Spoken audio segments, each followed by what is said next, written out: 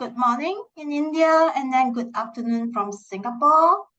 Welcome to our first EBA webinar for the Indian Liberian community.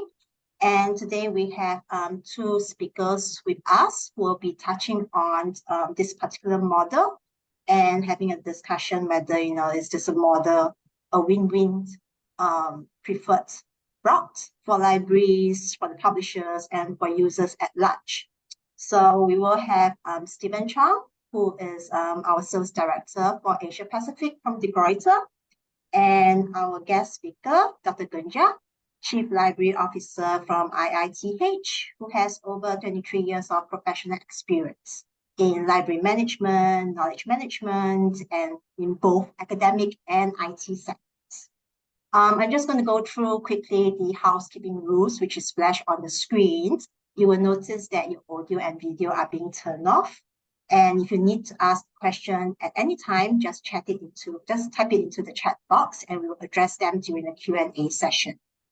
This entire recording will be passed on to the attendees alongside with the PowerPoint slides after the event in an email format. If there is any question you wish to raise after the event is over, you can simply email them to me, who is the APAC Marketing Manager for the region. So without further delay, I shall pass on to Stephen Chong to kickstart the session. Thank you. Let me share my slides.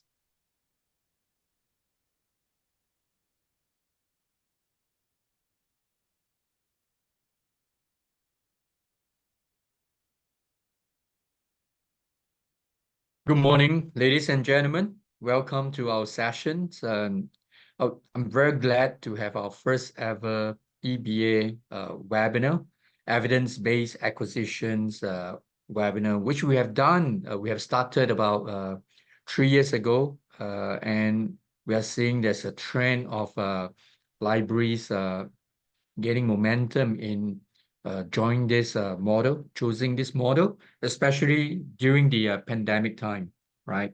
So around the world, De Gruyter now has about 250 libraries join this EBA model. And I would like to share some of the highlights. And more importantly, I think I'll pass it on to Dr. Ganja, who is the key of the day, right? He would like to share his experience, personal experience on how he view this EBA model for his institutions and by large, and how that can benefit the library community in India. Right, just a quick overview of like De Gruyter EBA. It allows libraries to control the ebook acquisitions, right, while enable the users to participate in the library's collection development, right? So why do I say users to participate? Users are like the faculties, right, and the deans of the schools, where they can also decide maybe for certain range of titles based on the usage. Library allow the users, right, the faculty, the deans, to select titles to build up the library's collections. And so there is a lot of flexibility in this model. And a quick overview, our publishers partner that participate in this EBA program. So we have about 32 partners, and out of which there are 20 university presses, such as Princeton University Press, Harvard University Press, right? Some of those Ivy League universities, they are also participating in this program, right? Including De Gruyter, right? And within this program, to date, there are about 80,000 plus English language titles.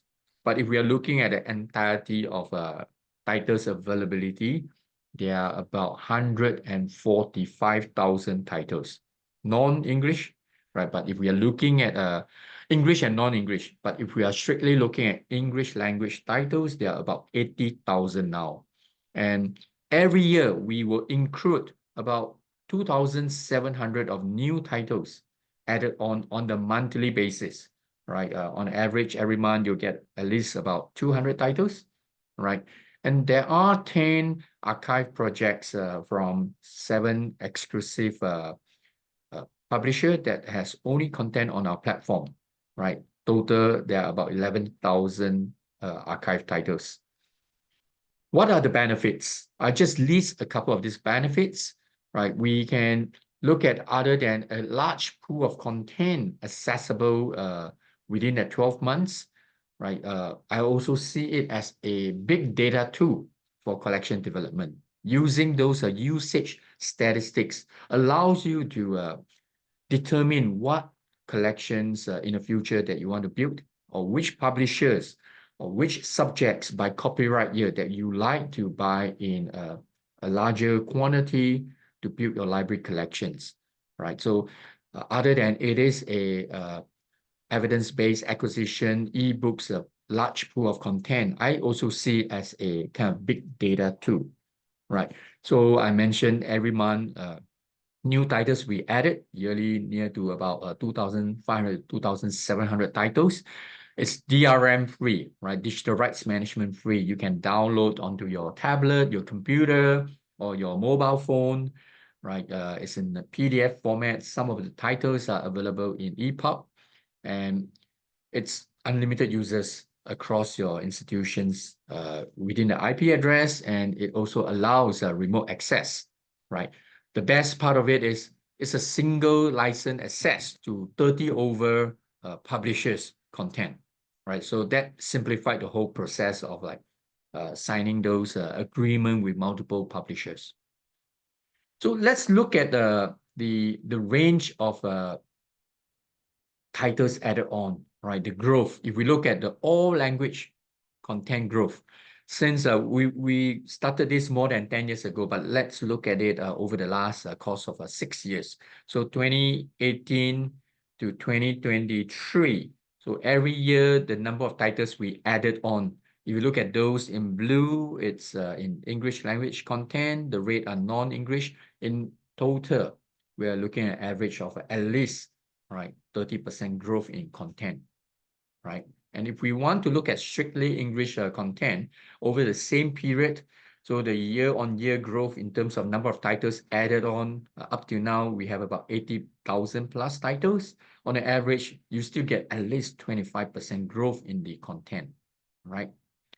So one of the things I understand from a library perspective, you always want to look at whether is it cost efficient, right? Looking at the cost per download. And I want to share with you this data, and I also want to use a slightly different metric called return on investment on the last column. But before I go into that, let's understand a bit about this usage statistics, right? So these are the data for unpurchased titles. So it's our existing customers in Australia. One large university that is our long-term customer to date. They have been with us for the last 7 years, and we last away their holdings. So any titles that they have converted into their perpetual access or they have bought big collections over the years, and they're still our EBA customers. This usage statistics, we remove all those titles they already own, right? So what you are looking at are titles that are unpurchased, the usage statistics. So if you look at 2019, they have accessed about 3,619 titles, and number of times download is about 32,000. If you look at this 3,619 titles, the value is about 427,000, right? And we break down on the percentage of our partners, the university press titles that has been used is about 57%. The Greuter own content is about 42%, right? So from here, every year, because they have a commitment amount and they convert the number of titles into their perpetual ownership, it's about 650 titles, right? On average, we look at it, it's about 100 euro to 120 euro per title, the list price.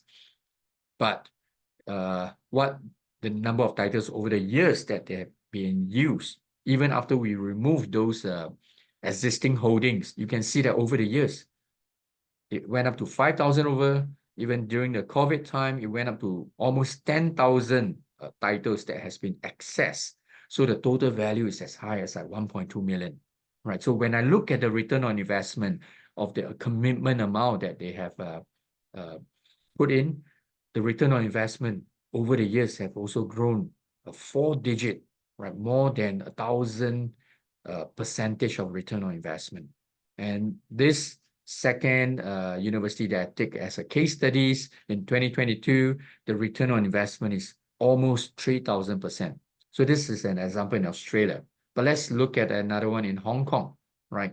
They did a trial for 6 months, and within that 6 months, right, we look at just during a 6 months period, a paid trial, they have accessed almost 4,518 titles, right? Their return on investment is 3,548%. So from a cost per download perspective, each book is about 0.8 euro per title that has been utilized, right? And we can break down more details on looking at what are the publishers that has been used, right? So for example, this statistics is for a particular university in Hong Kong, and you can see that Princeton University Press, Harvard, Hawaii University Press, Edinburgh University, De Gruyter. So if you look at the top 10 publisher, these are the usual suspect. The usual University Press and De Gruyter typically made up about 60 to 70% of the usage of an institutions, right? So this is a breakdown by publisher. And if we look at this particular slides, right, it's a breakdown by the usages of by subjects. By and large, we will always see that social science, history, linguistic, and semiotics, right, and philosophy, business is always one of those top usage in our platform, right? So social science kind of cut across many of the topics, right? And just one last slide on technical details, right? So our EBA, we can start anytime. It does not need to follow a calendar year. You can start in the middle of year, June, July, right? It will be a rolling 12 months period. And I mentioned new books are automatically added on a monthly basis. And we will share with you the metadata, or you can also fetch the metadata from a discovery partners, EBSCO, EDS, or Submans, Primo, right? And access is 24/7, unlimited users, DRM free, right? The usage stats you can also download from LibLinks, which we can provide you with the access, or you can contact us to get those Counter 5 report, right? No purchase decision are required during the 12 months period. After the 12 months, you have 3 months of time frame to select the titles with the usage report that we provide. All right. So thank you very much for your time. I think I want to leave more of the time to Dr. Ganja. That is our keynote presenter today. Right. Dr. Ganja, over to you. Thank you. Thank you, Stephen.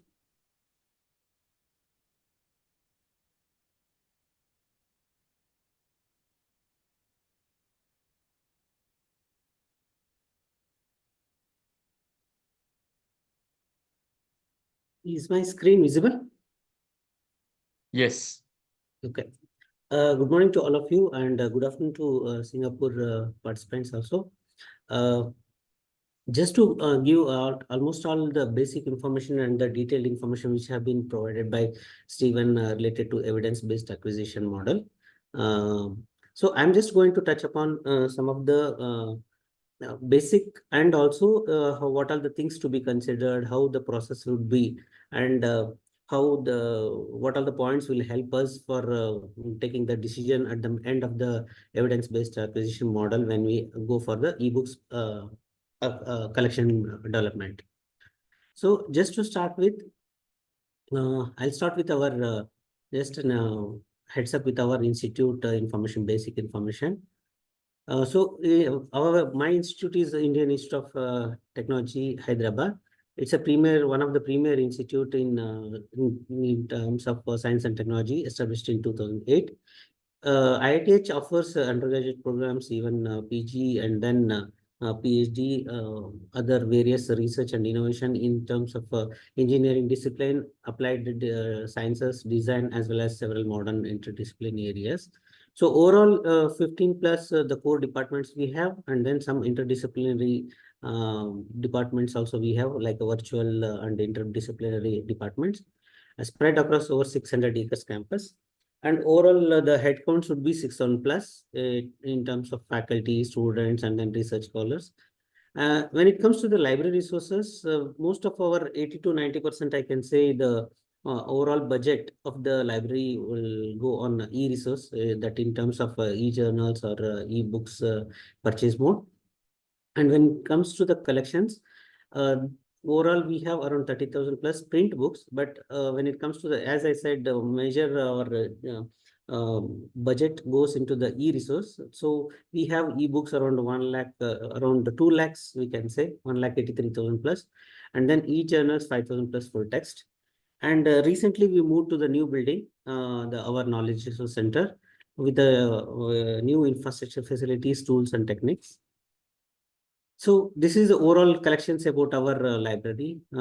As I mentioned, 30,000 plus books, including the gratis and other things, 5,000 plus the full text, and around 2 lakhs ebooks, and then all various academic tools such as the Turnitin, Grammarly, Overleaf, and so many other tools also have been provided for all our fraternity. And then it is for library is fully automated with the RFID Koha, and then even self-checking checkout kiosk. And then recently, I'll just show some of the images. So this is our new building. We recently moved last week only, the Knowledge Resource Center. It's a parabolic structure. The architect will be from the Japan. With the help of a Japan architect, we have constructed and recently moved last week only. As I told, it's the latest self check-in, check-out, and then digital wall displays, audiovisual rooms, recording studio. So many even research commons for the research scholars, learning common for all, and printing scholar zone, formal and informal reading spaces have been facilitated to all the users. Just to give one small heads up here. Able to see my screen? Yeah. Yes, no problem. Okay. So just quickly, I'll just run through. This is our infrastructure, outside infrastructure, and these are the internal. It's like a well center. When you look at the from the top, it will looks like a well, the main strike area.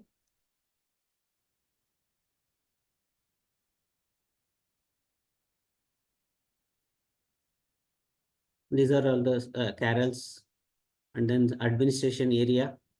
And this is again auditoriums for conducting seminars, workshops.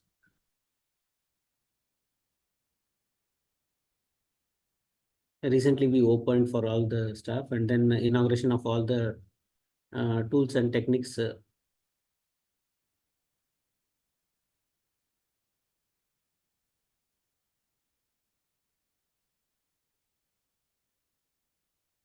So this is the digital wall, and then self kiosk within the library. I'm talking about within the. This is the reading area, and this is how it looks like a well structure. This is the general stack area. So moving on to the next.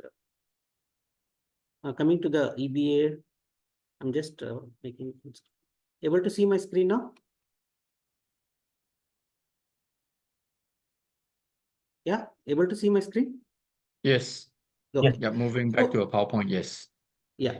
So now moving to with the our core topic, that how many acquisition models we have. Like when it comes to because most of the time what will happen, as management also know, as a library professionals, we know that whenever we go with the collection model, in terms of e-resource like e-journals, when you go to the subject collections, most of the time, even as a library professionals, we also get a query that how are you going to justify the budget you are spending, whether all say, suppose if you go with the 5 subject collections, all say around 6,000 titles are there in that subject collections, whether all are being used or not, or how much percentage has been used, or whether it is used or not.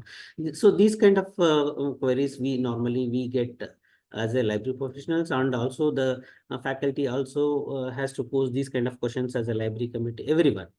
So that time, what will happens when it goes to the collection? So most of the times, what will happen? Some percentage will be maximum utilized, but some percentage will be unutilized, like that.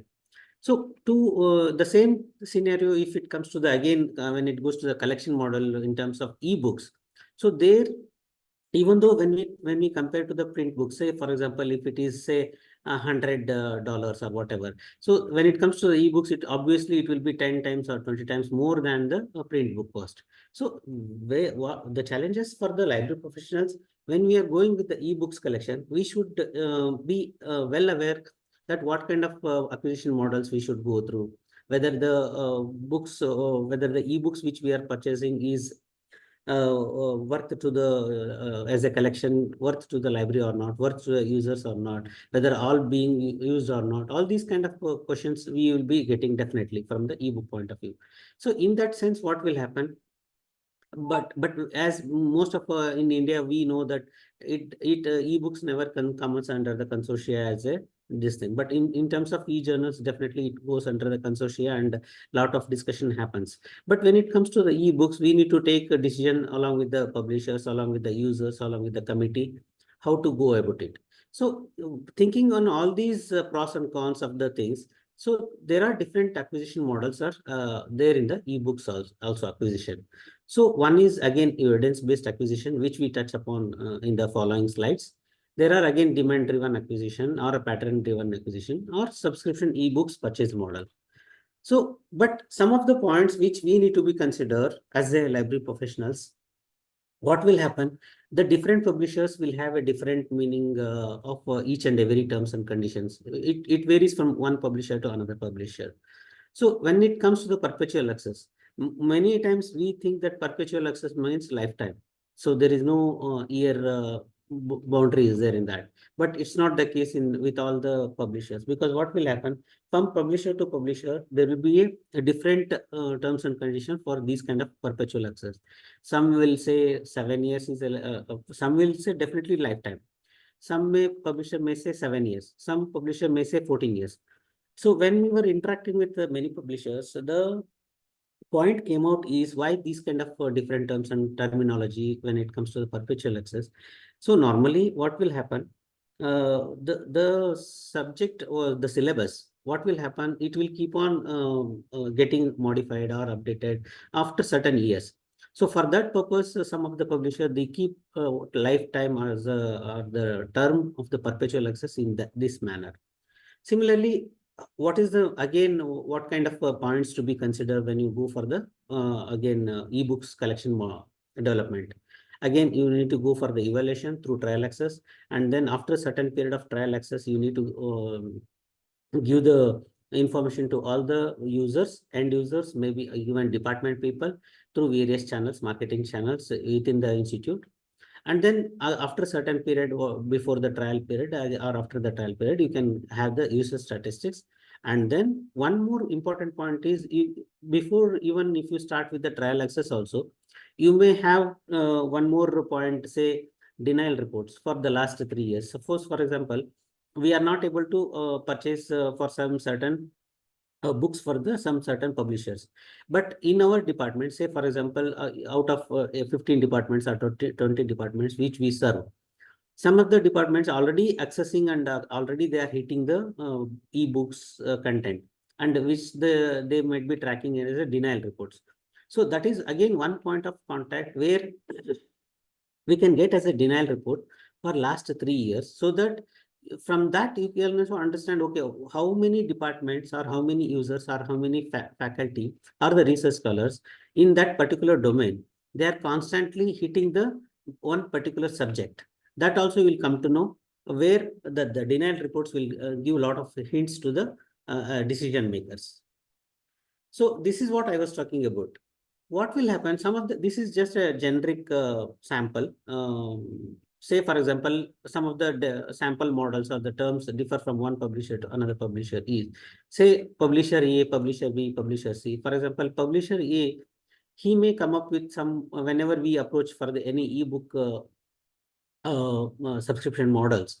So he may come and suggest two model way. Suppose, for example, if it is an evidence-based model or the subscription ebooks model, and then again purchase perpetual, again he or she may come and suggest this is our perpetual or model, or whether it is a DRM free or not, or whether it is a DRM. Suppose there will be again some of the limitations will be there. Suppose, for example, what will happen? Some of the publisher may restrict for only one chapter, or pages for some certain time limit, something like that. Or some publisher will definitely leave it fully, because it's your property. You can go ahead and publish, print whatever may be the number of pages. So that kind of things we need to take care. Similarly, when it comes to the publisher B, say, for example, certain model, and again the number of titles for certain period. That is again one kind of model. Again, the number of titles are more, again with the certain number of years. That is again.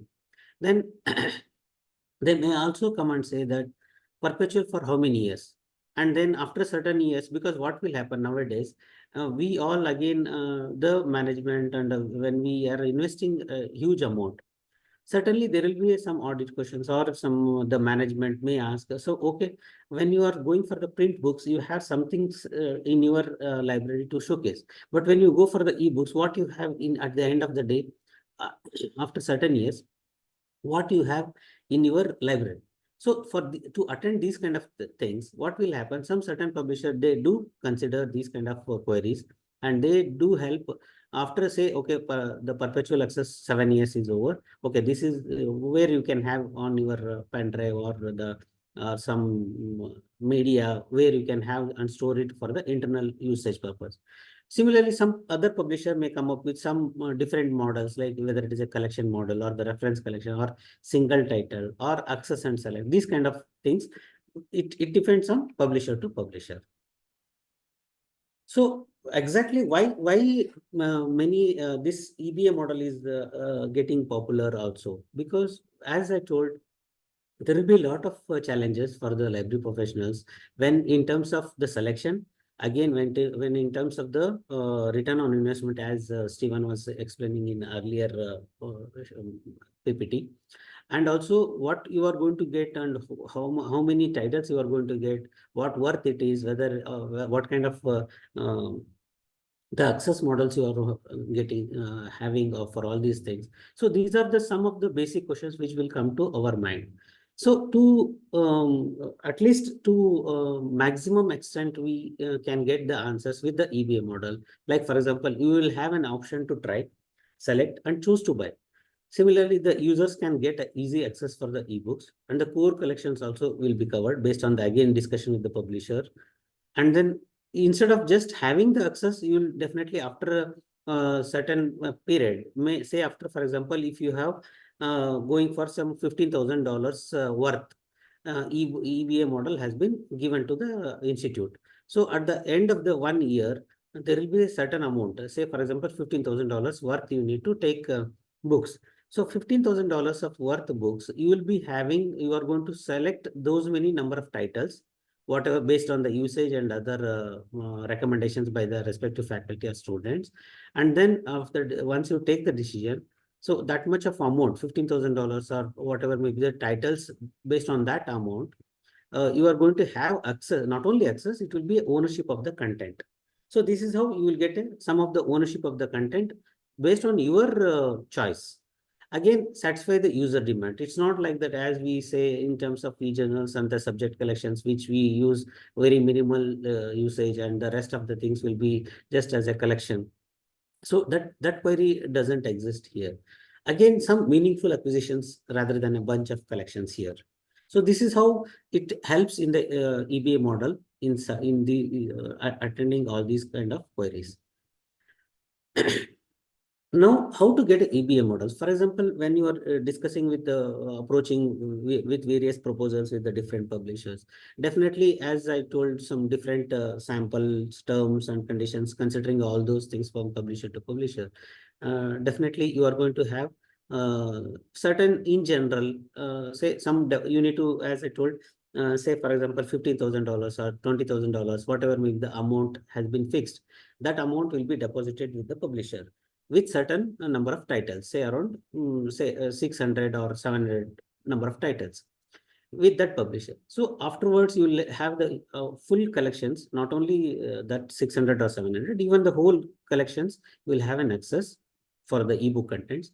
Then after 1 year, you will have a certain amount of access after making the marketing and everything. You will have a data where you can make a decision on that and decide what all the usage has been happened, less usage has been happened, all these things. Some more points I'll cover in the coming slides. So select those ebooks with the matching of that amount and the number of titles, and then make the decision making in the committee, and then go on again select the usage statistics and recommendation by the concerned department, finalize the process with the help of the committee. So here, this is how we are going to get the EBA model access in your institute. But what are you going to get? Actually, it's a value of the ebook and the quantity of the ebook titles, which at the end of the day, you are going to decide in a EBA model. So once you get access to the ebooks in EBA model, what are you going to have? So you are going to request all the details about the minimal records with the mark records and other things. You are going to import that and you are put it in your local LMS the database, which can be accessed over your LMS software. So then you are going to make the internal marketing with all your departments and then respective users and the concerned faculty or research scholars, and also adding on the website, showcasing everything, whatever the possibilities are there that can be taken care within the institute for the throughout the year program. And then in between, you can also request the publisher so that they can come and give some heads up on the usage point of view, even the methodology point of view, even the pros and cons. So everything, what kind of model it is, what are you going to get, what is the like how the just heads up presentation which we heard from the Stephen. So those kind of things, even that in general, as well as the customized for our institute. Suppose if we have taken some core collections which is customized for our departments or for our institute. So those kind of things can be brought, request the publisher, and then bring the awareness about the content concept among the users. So this is the important aspect. So how are you going to take the purchase decisions?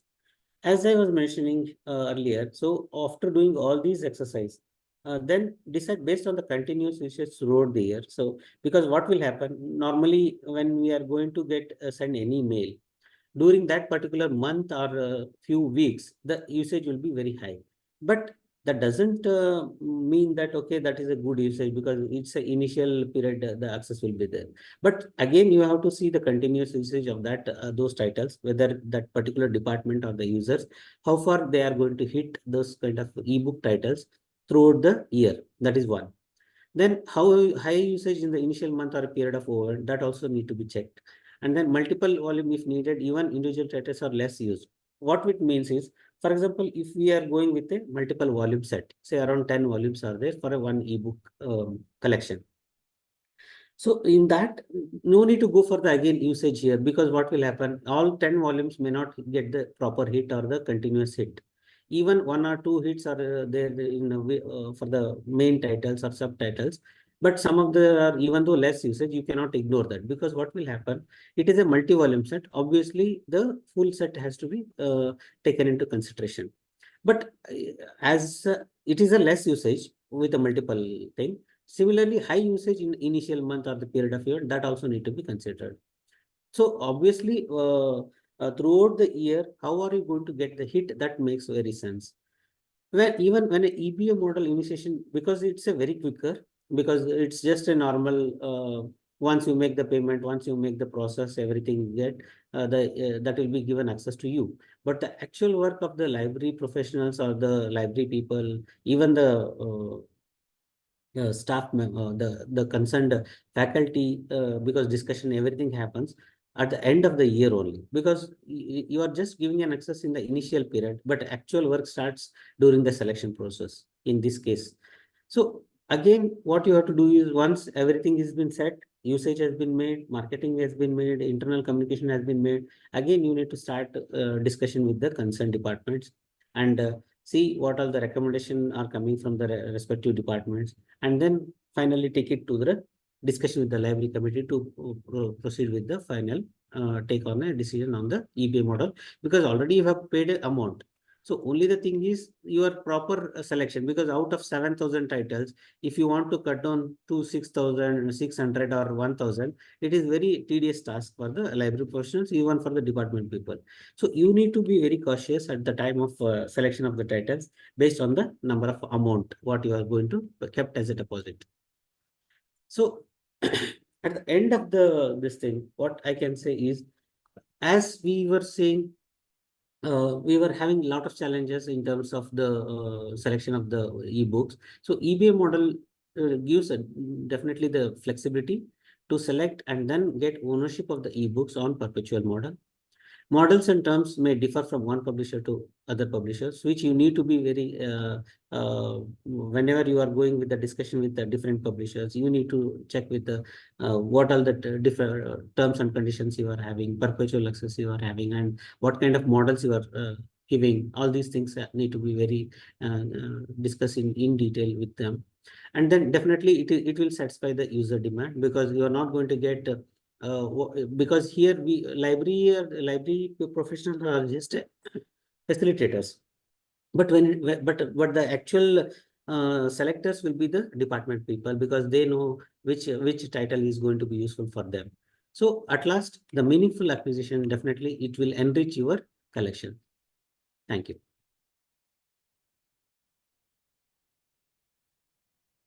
Thank you Thank very you both the much. speakers. Yeah. So we're just going to give a few minutes for the attendees to type their questions. We do have one, which Anko has addressed. So someone has asked that, does the EBA program cover all subjects? So maybe Stephen, you want to elaborate a bit more? Yes. So for as what Dr. Ganja said, that different publisher may have a different the offer, but for De Gruyter, we basically offer all subjects: humanities, social science, and science, technology, medicine. So overall, in our 140,000 titles, right, of which 80,000 are in English language, right? The breakdown is about 70% humanities, social science, 30% the STM titles. So it covers all spectrum of the subjects. So imagine De Gruyter is like a, you are probably more familiar with like Oxford University Press or Cambridge University Press. So we are like them. We offer all the subjects across, very similar to the University Press. And on top of that, not only De Gruyter content, we have all the university presses from the US, right? Some of the Ivy League university presses. It's included in this EBA model. As I mentioned, within the EBA, there are about 32 publishers, including us, and of which 20 publishers are the university presses. Okay, so the next one is, I will interpret that as, how do we request or get usage report from De Gruyter? Yeah.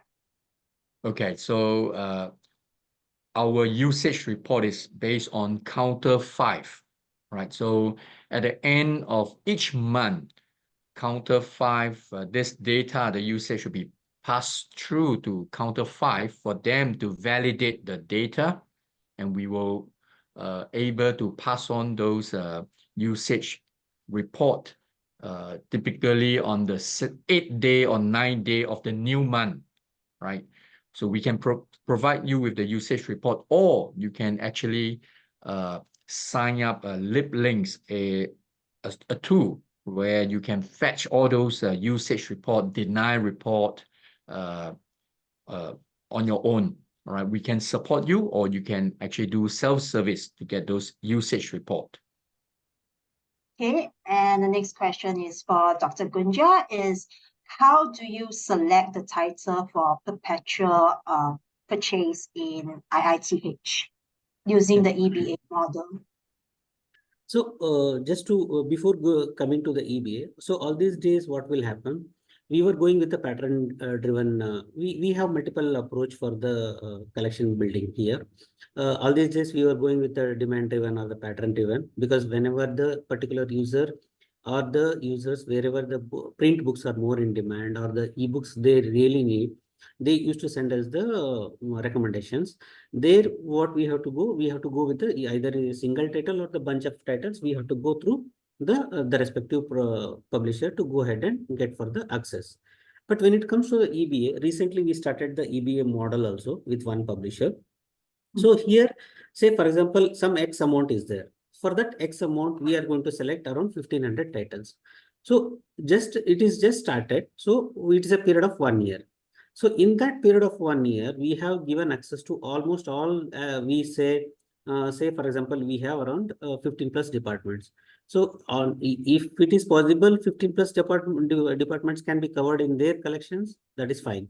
Otherwise, if it is not there, at least some core collections, say around at least some 10 departments have been covered in their core collections, those will be given the access. And that have been given to the all the department people, and the communication has been made. So now the time, as I mentioned, throughout the year, that say for example, that X amount for 1500 titles, the 1500 titles is the cap. So those titles, again, based on the continuous usage, we have to get in touch with the departments at the end of the year. And then we have to figure it out how many titles have been continuously accessed in that particular department. And again, with those department titles only, say the total number has to come 1500. So in that particular department, say one department has given say 20 titles, one department has given say around 30 titles, whatever, like this. So we have the budget cap of up to 1500 titles. So we are going to select the titles based on the recommendation and the usage, and at the end decision by the committee. So this is how we are going to select the number of titles in EBA model. Okay, thank you. So there is another question specific to the subject collections, is whether do we have content relating to public health and hospital management? So I I think, yeah. did a quick look at our content. There is a category called medicine, but specifically on public health and hospital management, I have not drilled down further. But if I look at the classification of medicine, right, there are about 3,200 titles across all these publishers that we represent on this EBA model. Yeah. And We'll I think the also second be- questions, the next question is about of the 80,000 English language English ebooks available for access, any country-wise access restriction under EBA. So titles that has country restriction will only happen during the selection to convert into your perpetual ownership.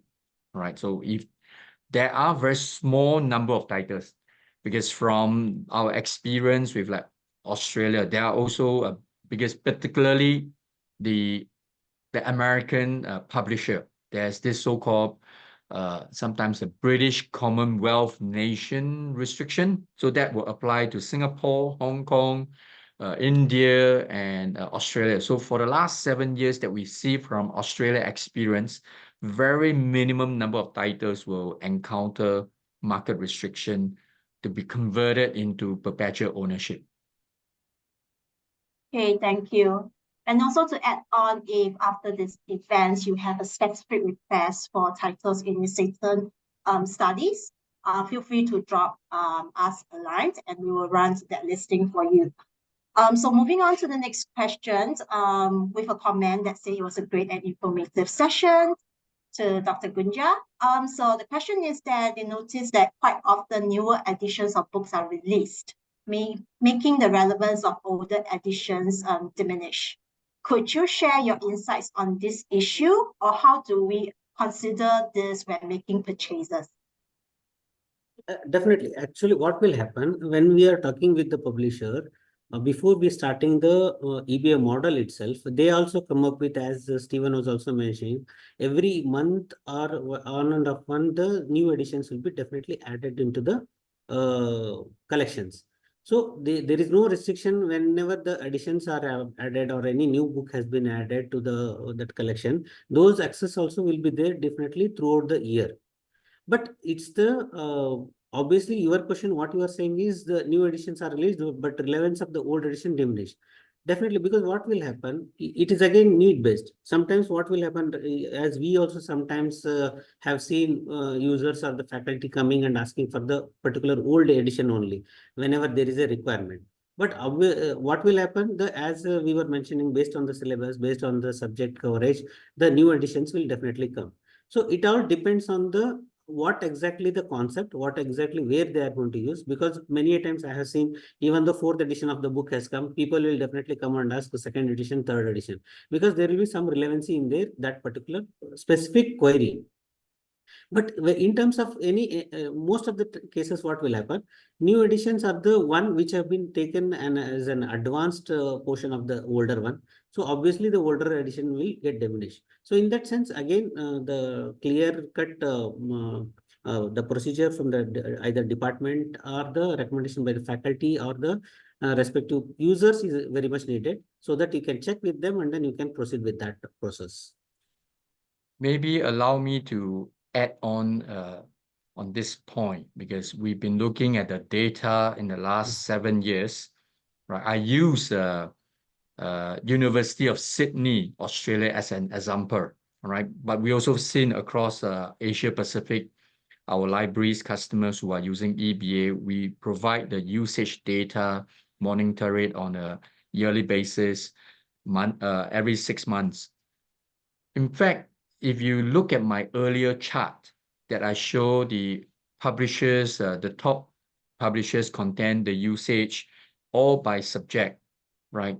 Many a times we realize that the 3 latest copyright titles, right? It made up about 15 to 20% for University of Sydney. It made up about 20% of their total usage.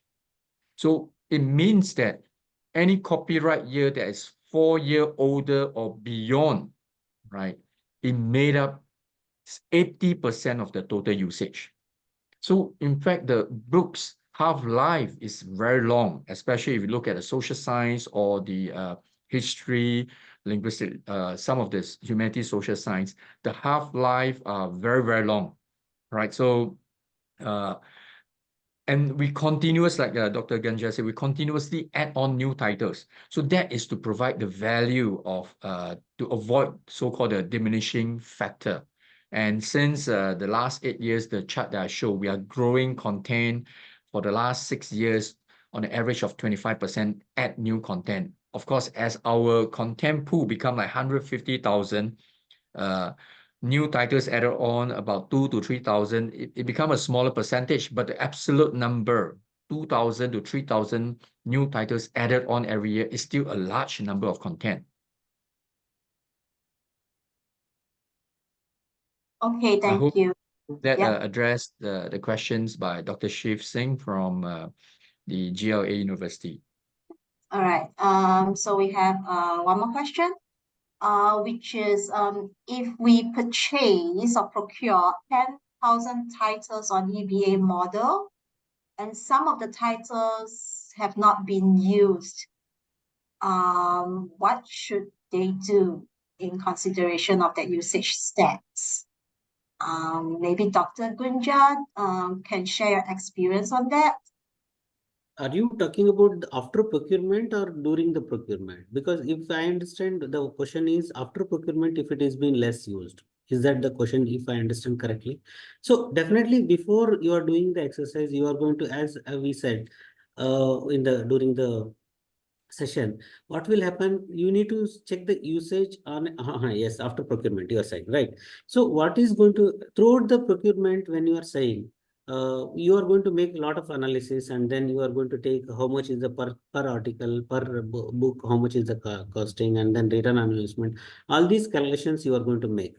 But there may be some percentage, less percentage will be there, that is okay. But otherwise, if it is too much of percentage, then there may be an analysis may go wrong.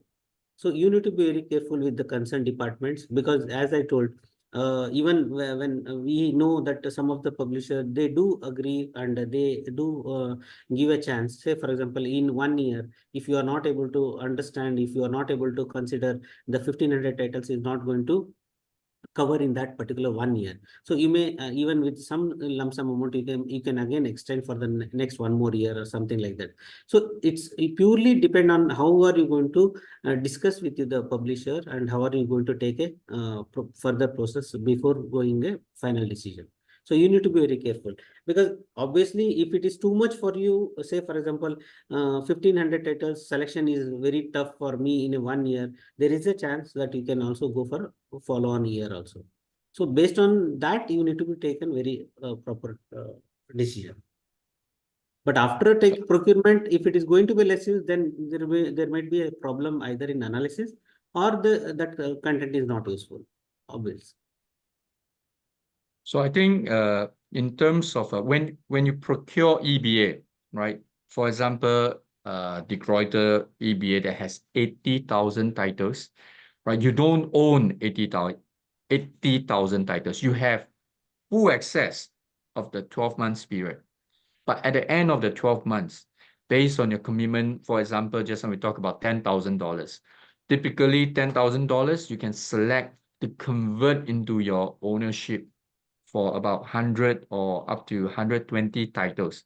But during the period, your patron, your researchers, student, they can access, download, typically about, for I think India university size of, let's say 30,000 FTE, you typically will experience a 5,000 to 8,000 titles that has been utilized. If you would have to pay to have the ownership of this 5,000 to 8,000 titles, it will cost you a lot of money, because the total 80,000 titles, the value is at least 9 million euro, but you're only paying a fraction, let's say $10,000. At the end, you still get the ownership of up to about 120 titles converted into your ownership. Based on the usage report, it's up to your decision or your faculty, your dean, to decide which are the titles that you want to pick from the highly downloaded, highly used titles to convert into your so-called perpetual ownership of that 100 or 120 titles based on a $10,000 so-called upfront commitment. So here you are not procuring 10,000 titles. You are having a so-called a subscription of 10,000 titles, or here 80,000 titles. At the end, convert your subscription fee into a perpetual ownership of up to 100 or 120 titles. I hope that maybe clarify a bit. Okay, and then further on, there's a follow-up question to whether there's a pick and choose options for the EBA content. Okay. So every publisher offer differently. For De Gruyter, we can either go on a complete all collections English language, or we can go into subject level. For example, you only want to look at the humanities social science collection, or maybe you might want to go into architecture, business economics, and the STM collection. We can craft that. But again, because by offering 80,000 titles, or only select, let's say, only a certain subjects which made up about 20,000, the value of your commitment is not going to be a big difference, but it's really the value of making as much as wide number of titles to your patron. That helps you to get a better insight of your user. What are probably the area of research? What are the highly used subject or titles that help you to determine your future collection development or selecting titles into your perpetual ownership? Okay, thank you. I don't see any question coming through, and we are right on the dot. So I'd like to thank both the speakers for the time today, and we will be sharing the recording, the PowerPoint slides, and more information about our EBA models in the emails after this session. So do look out for that. And I wish all of you a good lunch break. And then I'll see you again next time for our next event. All right, thank you. Thank you very Thank you much. all. Thank you all.